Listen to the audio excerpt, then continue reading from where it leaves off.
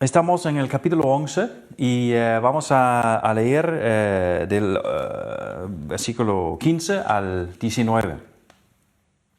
La palabra dice así: Tocó el séptimo ángel su trompeta, y en el cielo resonaron fuertes voces que decían: El reino del mundo ha pasado a ser de nuestro Señor y de Cristo, de su Cristo, y Él reinará por los siglos de los siglos. Los 24 ancianos que estaban sentados en sus tronos delante de Dios se postraron rostro en tierra y adoraron a Dios diciendo: Señor Dios Todopoderoso, que eres y que eras, te damos gracias porque has asumido tu gran poder y has comenzado a reinar.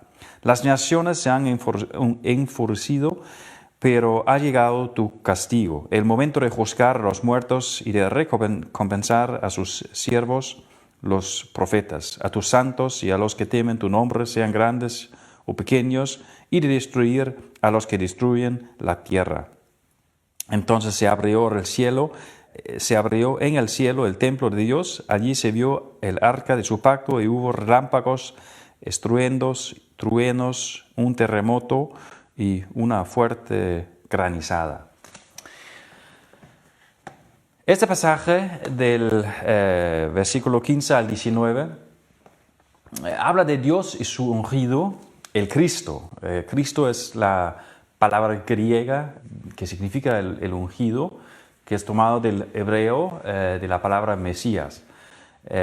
Dios y su ungido, su Cristo, vienen a establecer su reino sobre toda la tierra y a vencer a los pueblos rebeldes y para realizar también el juicio. El juicio o lleva a la salvación y la vida eterna o al castigo y la perdición eterna. Todo esto se entiende como un cumplimiento de principalmente dos textos del Antiguo Testamento, a saber, el Salmo 2 y Daniel capítulo 7, ambas que hablan de la coronación del Hijo del Hombre. El Salmo 2 también habla de los pueblos rebeldes que se menciona aquí también, y Daniel capítulo 7 también trata sobre la bestia, que vamos a leer más adelante.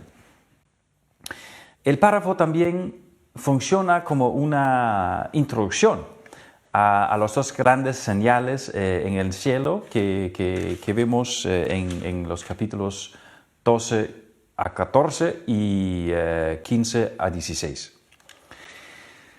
Dice en el versículo 15 que el séptimo ángel toca su trompeta y se anuncia entonces que el Señor y su Cristo han llegado a reinar para siempre.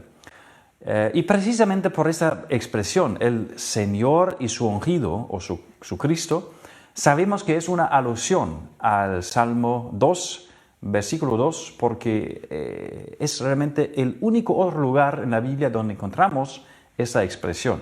Vamos a buscar el Salmo 2 y leer lo que la palabra dice ahí. ¿Por qué se sublevan las naciones y en vano conspiran los pueblos?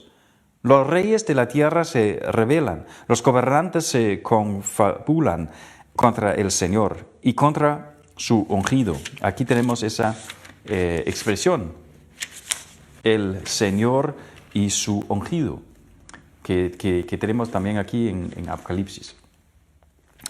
Bueno, dicen: hagamos pedazos sus cadenas, librémonos de su yugo. El Rey de los cielos se ríe y el Señor se burla de ellos. En su enojo los reprende, en su furor los intimida y dice: he establecido a mi rey sobre Sión, mi santo monte. Yo proclamaré el decreto del Señor: tú eres mi hijo. Me ha dicho: hoy mismo te he engendrado. Pídeme y como herencia te entregaré las naciones. Tuyos serán los confines de la tierra. Las gobernarás con puño de hierro, las harás pedazos como a vasijas de barro.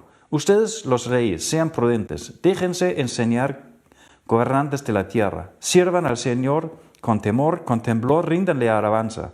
Pésenle los pies, no sea que se enoje y sean ustedes destruidos en el camino, pues su ira inflama de repente. Dichosos los que en él buscan refugio. El Salmo 2 habla de la rebeldía de los pueblos y de los reyes, y también habla de la victoria del Señor y su Cristo, que también es relacionado con la coronación del ungido, el Hijo de Dios, y su instalación como rey en Sion, y su victoria sobre los pueblos. Eso es lo que dice ese salmo. Es realmente Dios que está instituyendo a Cristo, a su ungido, como el rey sobre Sion. Y Él va a gobernar, ¿no? Ahora Él va a gobernar sobre los pueblos, los reyes. Y se exhorta a los reyes y los gobernantes rebeldes que se arrodillen delante del ungido y que besen sus pies para evitar su ira y el juicio. Pero dice también de que los que se refugian en el ungido son los bienaventurados o los dichosos, como dice el versículo 12. Los que serán salvos y recibirán la vida eterna. Y todo esto pasará en el día del Señor, que ya sabemos es el día del juicio final. Y también Daniel, capítulo 7, nos da la misma interpretación del día del Señor. Un texto que también trata de Cristo, el Hijo del Hombre, y la coronación de Él. El reino del mundo, dice, ¿no? En el versículo 15, el reino del mundo ha pasado a ser de Cristo, dice el versículo 15. Es ya en Mateo 28, 18, Jesús mismo dice, ¿no? de que Él tiene todo el poder en los cielos y en la tierra. Y en el Antiguo Testamento también escuchamos, ¿no? Hay muchos testimonios de que Dios reina sobre todo el mundo, de que Él sí tiene todo el poder. Pero la idea que nos transmite esto en Apocalipsis 11 es que Jesús hasta el día del juicio reina en un reino espiritual, que es la iglesia, ¿no? Reina en la iglesia por medio de sus medios de gracia. Y en el reino secular, en este mundo, ahí reina Dios con todo su poder, por medio de su ley y por medio de las autoridades que Él ha puesto ahí para asustar y castigar a los que hacen lo malo y para elogiar a los que hacen lo bueno. Ahí es lo que nos enseña también Romanos capítulo 13 acerca de la relación con las autoridades en este mundo, de que son de Dios, son a pesar de no ser creyentes, cristianos, son el instrumento de Dios en este mundo para cuidar el mundo, para asegurar, ¿no? la seguridad y la paz de la sociedad. Entonces, de esa forma Dios reina en el mundo secular, pero Cristo reina en la iglesia por medio de sus medios de gracia. Pero en el día del juicio, y no antes, pero en el día del juicio, Cristo aparecerá y se revelará visiblemente como el Rey glorificado. Y desde aquel día, Dios y su Hijo, su ungido, reinarán para siempre sin hacer uso de las autoridades terrenales, sin tener a los reyes terrenales bajo su autoridad, porque aquellos ya no existirán. Solo reinarán Dios y Cristo de forma autocrática. Y eso es lo que nos enseña esa parte de que realmente, tal como dice el Salmo 2, Cristo va a reinar. Cristo será coronado como el Rey eterno, el Rey visible y glorificado en ese día del juicio. Y seguimos entonces con el capítulo 18. Y ese capítulo consiste de 3 partes. La primera parte trata de la victoria del Mesías, del versículo 1 al 6, y la segunda parte sobre la victoria del ángel Miguel sobre el dragón, los versículos 7 al 12, y la tercera parte sobre la persecución, la mujer, la que Dios no obstante protege, los versículos del 3 al 18. Vamos a leer ese capítulo. Apareció en el cielo una señal maravillosa, una mujer revestida del sol con la luna debajo de sus pies y con una corona de 12 estrellas en la cabeza. Estaba encinta y gritaba por los dolores y angustias del parto. Y apareció en el cielo otra señal, un enorme dragón de color rojo encendido que tenía 7 cabezas y 7 cuernos y una diadema en cada cabeza. Con la cola arrastró la tercera parte de las estrellas del cielo y las arrojó sobre la tierra. Cuando la mujer estaba a punto de dar a luz, el dragón se plantó delante de ella para devorar a su hijo tan pronto como naciera. Ella dio a luz un hijo varón que gobernará a todas las naciones con puño de hierro. Pero su hijo fue arrebatado y llevado hasta Dios que está en su trono. Y la mujer huyó al desierto, a un lugar que Dios le había preparado para que allí la sustentaran durante 1260 días. Se desató entonces una guerra en el cielo. Miguel y sus ángeles combatieron al dragón. Este y sus ángeles a su vez les hicieron frente, pero no pudieron vencer. Y ya no hubo lugar para ellos en el cielo. Así fue expulsado el gran dragón, aquella serpiente antigua que se llama Diablo y Satanás y que engaña al mundo entero. Junto con sus ángeles fue arrojado a la tierra. Luego oí en el cielo un gran clamor. Han llegado la salvación y el poder y el reino de nuestro Dios. Ha llegado ya la autoridad de su Cristo.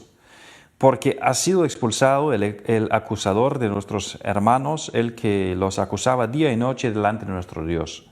Ellos lo han vencido por medio de la sangre del Cordero y por el mensaje del cual dieron testimonio.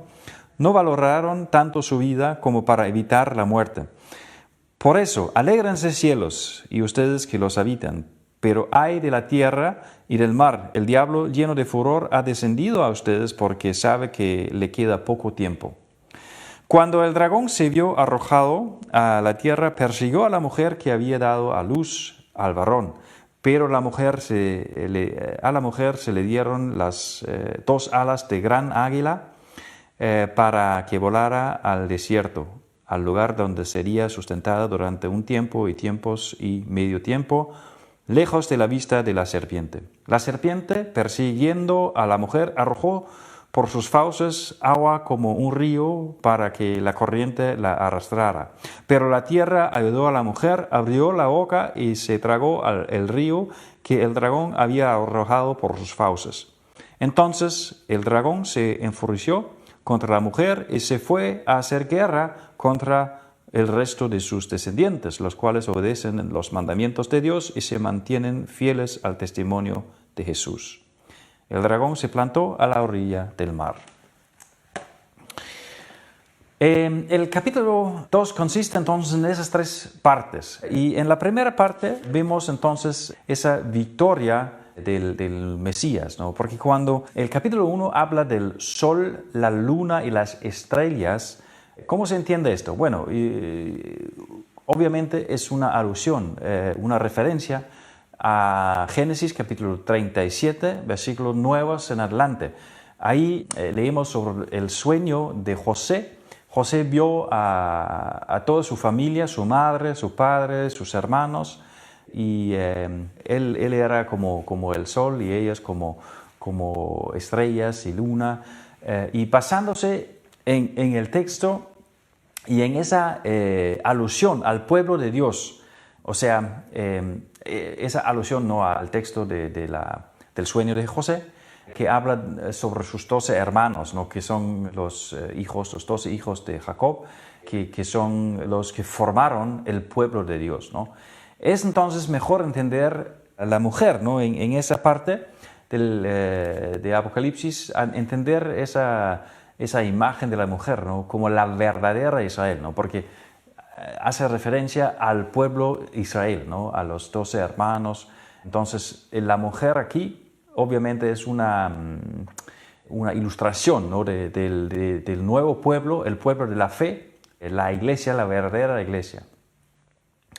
Y la mujer tiene la misma apariencia como Cristo, tal como se menciona en el capítulo 1, versículo 16. En Apocalipsis, ahí Juan vio a Cristo Y ahí se presenta, ¿no?, que tiene en su mano derecha 7 estrellas, ¿no?, tal como la mujer aquí tiene estrellas. En el capítulo 10, versículo 1, dice, ¿no?, después vi a otro ángel poderoso que bajaba del cielo envuelto en una nube. Un arco iris rodeaba su cabeza y su rostro era como el sol. Entonces, esas son descripciones que se le aplica a Cristo, y la mujer aquí también tiene más o menos la misma apariencia, ¿no? Y esto indica que se trata de la iglesia glorificada, la iglesia que ya ha sido elevada al cielo, porque es la iglesia que es uno con Cristo y que ya ha sido glorificada y ha recibido esa gloria que Cristo mismo tiene. Y la otra señal es entonces el dragón, ¿no?, o la serpiente que aparece en el cielo. Primeramente apareció esa mujer, y después aparece entonces en el cielo el dragón o el serpiente. Y es una alusión a, por ejemplo, Isaías 27, versículo 1, que habla de ese dragón también, ¿no? Dice: en aquel día el Señor castigará a Leviatán, la serpiente huidiza, a Leviatán, la serpiente tortuosa. Con su espada violenta, grande y poderosa, matará al dragón que está en el mar. Entonces, esa es una ilustración, una forma de describir el diablo, a Satanás, como el dragón, la serpiente. En esa parte del libro de Isaías, ahí Isaías describe realmente la destrucción del mundo, ¿no?, la salvación de Israel y la derrota final del dragón, del diablo. Y esa parte, hablando del dragón, también hace alusión a Ezequiel, capítulo 29, que compara realmente al faraón, ¿no?, con un dragón.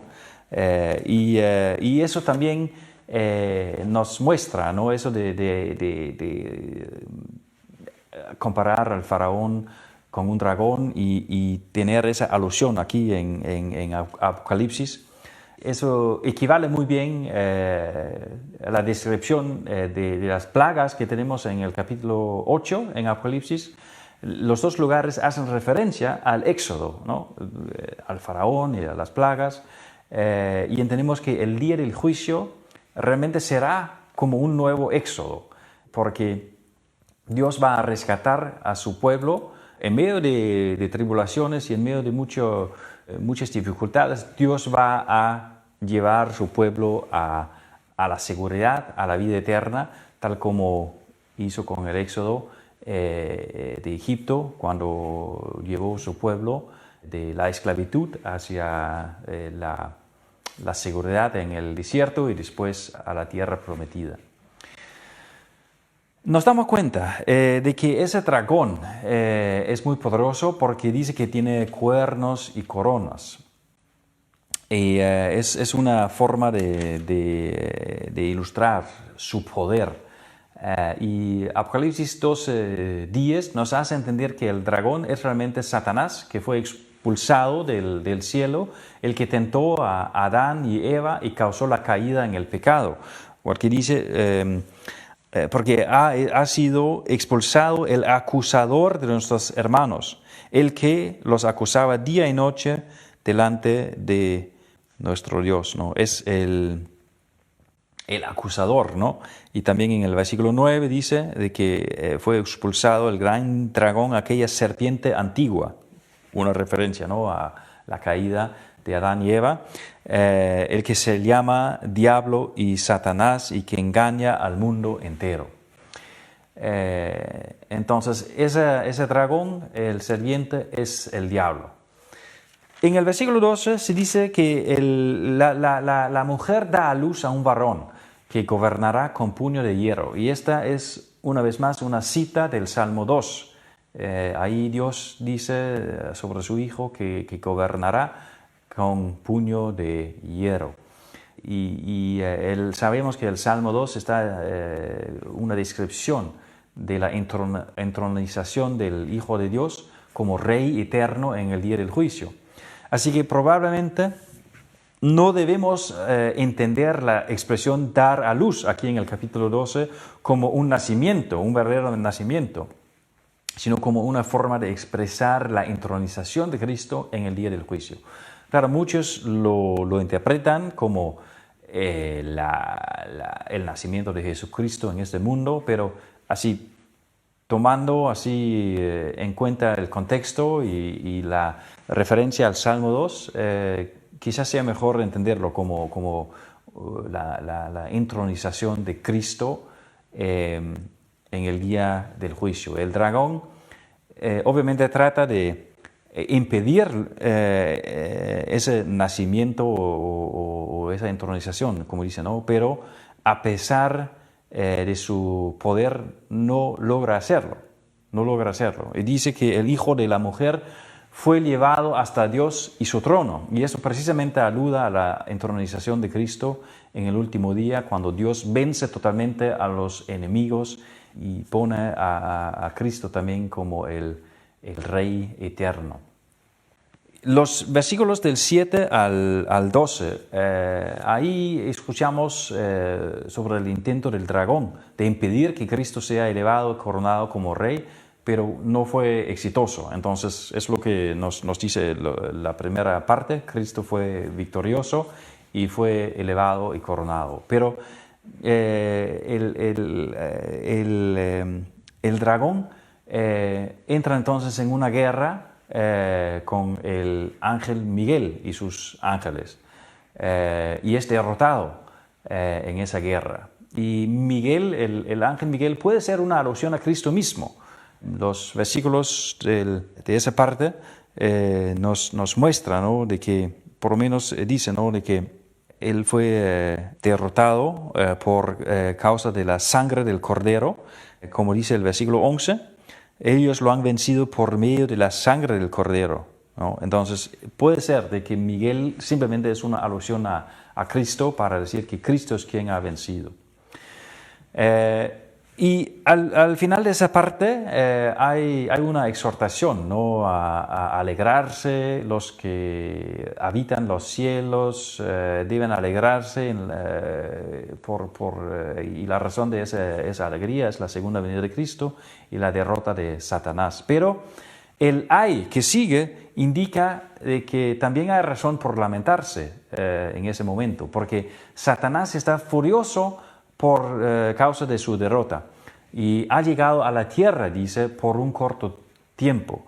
Le queda poco tiempo, ha descendido a ustedes y le queda poco tiempo. Muchos interpretan, ¿no?, esa expresión, el corto tiempo o poco tiempo, como toda la historia de la iglesia, en la que el diablo está tratando de perseguir a la iglesia y tratando de derrotar a la iglesia. Pero con mucha razón se puede entender, esa expresión se puede entender como un tiempo muy corto, tan corto que prácticamente no se puede registrar como un periodo de tiempo. Primeramente, tenemos que recordar, ¿no?, leyendo esto, de que Juan aplica un discurso figurativo y metafórico. No podemos así nomás tomar esas expresiones de tiempo como así un tiempo real, ¿no?, un tiempo de tal y cual, o de tantas horas o días o meses. Y hay que darse cuenta, ¿no?, de que si el capítulo 10, versículo 6, significa que el tiempo realmente ya ha terminado de existir, de manera que ya no se registra el tiempo, ya no se cuentan minutos y horas reales. Obviamente esa expresión en el capítulo 12, versículo 12, no trata de un periodo de tiempo extendido. El capítulo 10, versículo 6 dice: y juró por el que vive, por los siglos de los siglos, el que creó el cielo, la tierra, el mar y todo lo que hay en ellos, y dijo, el tiempo ha terminado. Es lo que pasará cuando vuelva Jesús, de que termina entonces el tiempo.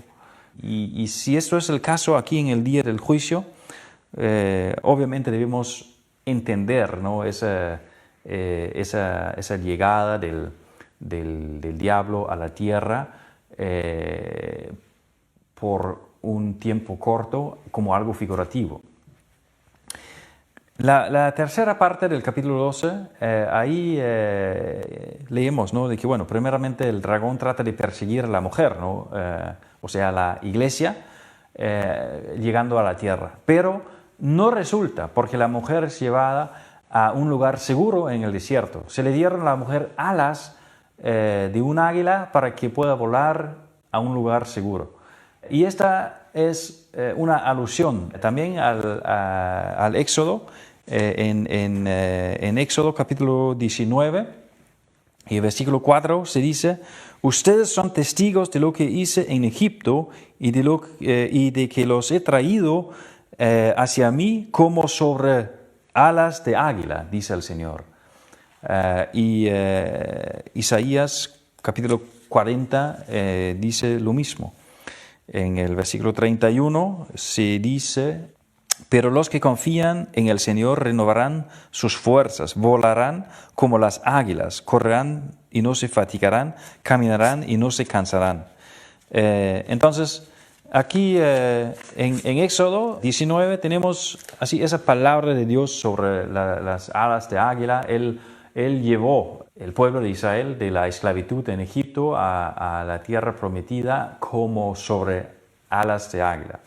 Y aquí también la mujer recibe esas alas para ser rescatado, ¿no? Y es como una forma de cumplir realmente esa promesa de Isaías también, de que recibirán nuevas fuerzas como alas de águila. Y una vez más entendemos, ¿no?, que la situación de la iglesia en ese último tiempo o en el día del juicio se compara con el éxodo del pueblo de Israel. Y también hay un consuelo aquí, ¿no?, a la iglesia perseguida, la iglesia que está sufriendo en este mundo, de que a esa iglesia se le dará alas de águila para que pueda escapar, ¿no?, de la esclavitud o de la persecución. Y bueno, en vez de perseguir a la mujer, a la iglesia, el dragón va tras el resto de sus descendientes, ¿no? Porque obviamente la mujer es rescatada y puede ser una forma de hablar de la iglesia elevada, que ya está en el cielo, ya está con Dios, intocable, ¿no? Pero después el dragón va tras sus descendientes, los descendientes de la iglesia. Y eso puede ser una alusión a los creyentes que en el día del juicio todavía no han llegado al momento de su resurrección. Si leemos, por ejemplo, en Tesalonicenses, sabemos de que habrá cierto progreso, ¿no?, en el día del juicio.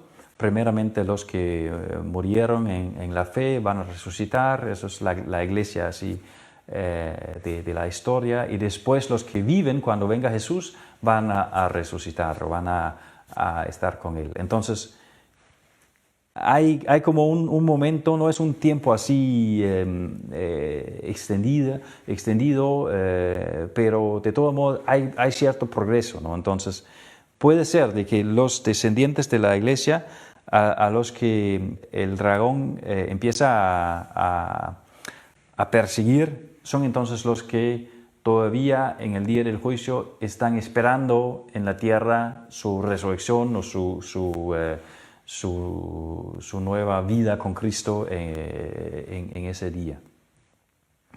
Y en el capítulo 13, ahí leemos sobre dos bestias, una que surge del mar y otra que sube de la tierra. Vamos a leer ese capítulo que dice lo siguiente. Entonces vi que del mar subía una bestia, la cual tenía 10 cuernos y 7 cabezas. En cada cuerno tenía una diadema y en cada cabeza un nombre blasfemo contra Dios. La bestia parecía un leopardo, pero tenía patas como de oso y fauces como de león. El dragón le confirió a la bestia su poder, su trono y gran autoridad. Con una de las cabezas de la bestia parecía haber sufrido una herida mortal, pero esa herida ya había sido sanada. El mundo entero, fascinado, iba tras la bestia y adoraba al dragón porque había dado su autoridad a la bestia. También adoraban a la bestia y decía: ¿quién como la bestia? ¿Quién puede combatirla? A la bestia se le permitió hablar con arrogancia y proferir blasfemias contra Dios, y se le confirió autoridad para actuar durante 42 meses.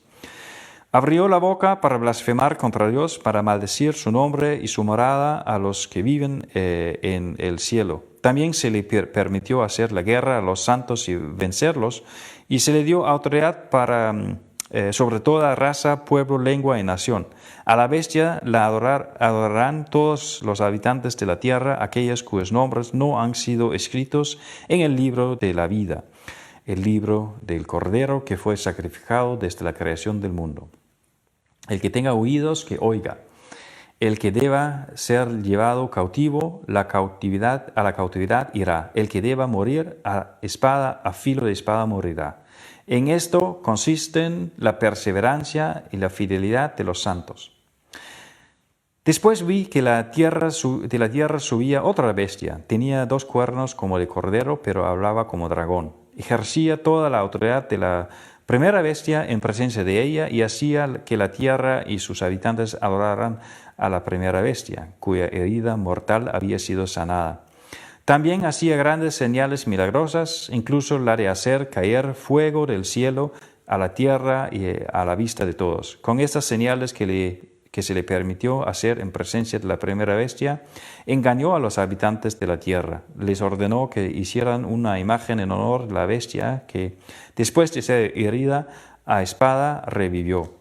Se le permitió infundir vida a la imagen de la primera bestia para que hablara y mandara matar a quienes no adoraran a la imagen. Además logró que a todos, grandes y pequeños, ricos y pobres, libres y esclavos, se les pusiera una marca en la mano derecha o en la frente, de modo que nadie pudiera comprar ni vender a menos que llevara la marca, que es el nombre de la bestia o el número de ese nombre. En esto consiste la sabiduría. El que tenga entendimiento calcula el número de la bestia, pues es número de un ser humano, 666. Es interesante ver, ¿no?, cómo primeramente se presenta el dragón, después sube una bestia y después otra bestia. Entonces esas 2 bestias juntamente con el dragón forman realmente una trinidad que es opuesta a la trinidad divina. Y así es la naturaleza del anticristo, que obviamente este es el anticristo, ¿no? Es antidios, es lo opuesto a Dios. Es el enemigo de Dios que será derrotado en el día del juicio, el día cuando venga el Dios Trino para juzgar y castigar a la maldad. Y debemos obviamente entenderlo espiritualmente y ver cómo el enemigo de Dios, a primera instancia, a ese enemigo se le permite perseguir y vencer a los creyentes que viven cuando venga Jesús. Eso es lo que dice el versículo 7. También se le permitió hacer la guerra a los santos y vencerlos, y se le dio autoridad sobre toda raza, pueblo y nación. Bueno, se le da poder o autoridad para hacer guerra y vencer a los santos, pero en realidad es este enemigo de Dios, y es ese enemigo de la iglesia de Dios que será derrotado en ese día. Porque en el día de la venida de Dios, el día del juicio y el día de la salvación, los creyentes van a despojarse totalmente de su vieja naturaleza y su carne pecaminosa. Es lo que pasará en la resurrección, ¿no? Ya se queda atrás lo viejo, la naturaleza pecaminosa. y serán recreados como criatura nueva, ya que se vestirán de sus cuerpos gloriosos y transformados de la resurrección, para nunca jamás volver a luchar contra el diablo y el pecado, puesto que ellas no existirán. Entonces, parece ser una victoria al diablo, pero no es así. La victoria realmente es de los creyentes que se van a despojar, ¿no? de esa vieja naturaleza para vivir siempre renovados con su cuerpo glorioso y con su naturaleza que es como la de Cristo.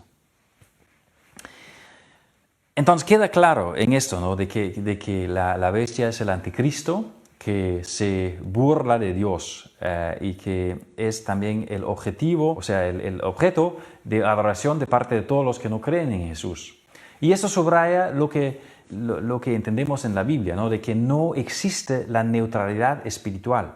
No hay ningún camino intermedio. O creemos en Cristo y tenemos la señal de su cruz en nuestra frente y estamos inscritos en su libro, el libro de la vida, o estamos adorando al anticristo. Eso es lo que la Biblia nos muestra, es lo que ese párrafo también nos enseña.